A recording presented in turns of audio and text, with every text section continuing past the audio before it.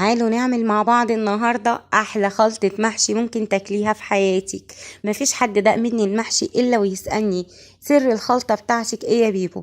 تعالوا بقى أقول لكم على تكات وأسرار خلطة المحشي اللي هتخلي المحشي بتاعك ريحته تجيب لآخر الشارع.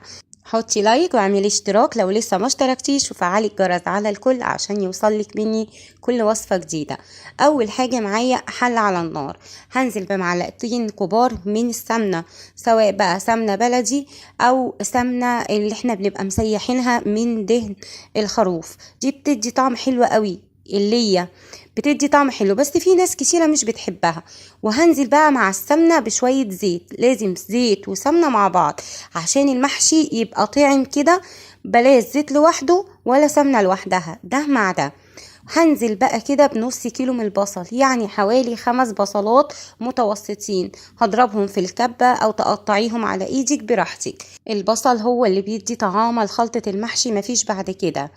زي ما انتوا شايفين بقى انا هقعد اقلب كده تقلبتين حلوين لحد ما البصل بتاعي يدبل وياخد لون ذهبي كده خفيف، مش هنخليه يتحرق عشان ما يمررش الخلطة بتاعتي، انا عايزاه بس يدخل على اللون الذهبي الخفيف. ليه بقى؟ اللون الذهبي دوت بيدي حمار للصلصة بتاعت المحشي، فما تخليش البصل بتاعك ابيض.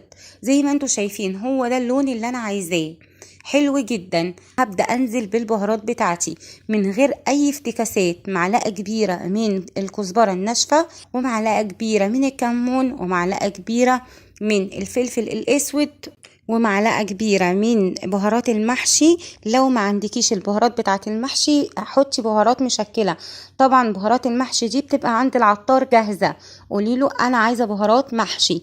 طب لو ما عندكيش مش مشكلة، حطي بهارات مشكلة. وطبعا الشطة بقى على حسب رغبتك، حابة سبايسي زودي في الشطة. هبدأ بقى اقلب تقلبتين كده البصل مع التوابل اللي حطيناهم، طبعا الريحة قلبت الدنيا وجابت لاخر الشارع. هبدأ بقى انزل بمعلقتين من صلصة الطماطم. صلصة الطماطم لازم انزل بيها قبل الطماطم واقلبها تقلبتين تتشوح معايا ونشيل اي مواد حافظة فيها، وكمان هتعزز معايا اللون. تقلبتين بس كده حلوين، وهبدأ بقى انزل بالطماطم. الطماطم عندي انا هستخدم كيلو من الطماطم وكيلو من الرز، يعني كيس رز وكيلو طماطم. لو حابه بقى تزودي في الطماطم براحتك، بس هو كيلو طماطم حلو. بضربها كويس جدا في الكبه. والطماطم بتاعه المحشي انا ما بصفيهاش، يعني بحطها بقشرها كده. عايزه انت تصفيها تمام، بس يعني انا ما افضلش، هي بتبقى حلوه كده حتى لو ما صفيناهاش بتبقى جميله جدا. وهقلب بقى تقلبتين كده الصلصة بتاعتي زي ما انتوا شايفين، واخدة لون حلو جدا جدا. يمكن كمان الكاميرا ظلماها، الإضاءة مفتحة اللون، لكن هي الطماطم بتاعة المحشي بتاعتي والخلطة دي لونها أحمر غامق. هتبلها كمان بقى ملح، احنا محطناش ملح، هتحطي طبعا الملح على حسب الرغبة. انا هنا حطيت بما يعادل كده معلقة كبيرة من الملح. هسيبها تغلي غلوتين، وكمان لو حابة تضيفي مكعب مرق الدجاج ضيفي برضو على حسب رغبتك. هسيب بقى الصلصة بتاعتي كده تغلي غلوتين على نار عالية زي ما انتوا شايفين، وهسيبها بقى تتسبك براحتها. طبعا وهي بتتسبك يا جماعة هنغطيها كده ونخلي النار على نار وسط علشان الصلصة بتاعتي متقعدش تبقبق كده وتبهدل لي البوتاجاز. زي ما انتوا شايفين ده بقى شكل الصلصة بتاعتي بعد ما اتسبكت. بسم الله ما شاء الله اللهم بارك، حاجة كده جميلة جميلة في منتهى الجمال. نبدأ بقى برضو نبهرها كده بشوية بهارات خفيفة، عبارة عن بهارات برضو مشكلة وبس. ودوقيها كده وشوفي الملح بتاعها مظبوط تمام، محتاجة ملح حطي ملح.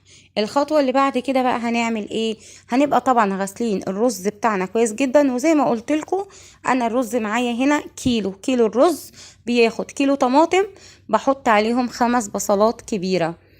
هقلب بقى الرز بتاعي اللي مغسول ومصفيينه من المية كويس جدا جدا زي ما انتوا شايفين، وهقلب. وكل دوت انا خلاص طفيت النار. بمجرد ما الصلصة بتاعتي اتصلصلت، انا ما بحبش اهري الرزاية على نار، لا بطفي الصلصة، بطفي على الصلصة وببدأ بقى احط الرز وهقلبه تقلبتين. وبعد كده بنزل بالخضرة بتاعتي، بحب استخدم قوي للمحشي كزبرة وشبت، ما بحبش احط بقدونس. الكزبرة والشبت هما اللي بيدوا نكهة وطعم لخلطة المحشي. وزي ما قلت لكم انا كل ده قافله النار عشان برضو الخضره بتاعتي ما تتهريش. زي ما انتوا شايفين كده انا عايزه لونها يبقى اخضر مرعرع كده بين في خلطه المحشي.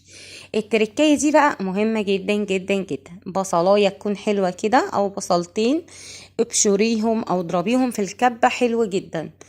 بعد كده تبليهم بشوية ملح وشوية فلفل. دي بقى اللي هتودي خلطة المحشي بتاعتك في حتة تانية خالص. البصلاية النية اللي ضفناها في الاخر. وطبعا بقى لو بتحبي النعناع الناشف حطي شوية، وقلبي بقى كده وشم الريحة وجمال خلطة المحشي بتاعتنا. محدش هياكل منك محشي لما يقولك انتي عاملاها ازاي. كمان انا بحب اضيف قرفة، بس للأسف في اليوم ده ما كانش عندي قرفة. القرفة والنعناع بيدوا طعم لخلطة المحشي حلوة جدا، بس لو انتي بتحبي النكهات دي.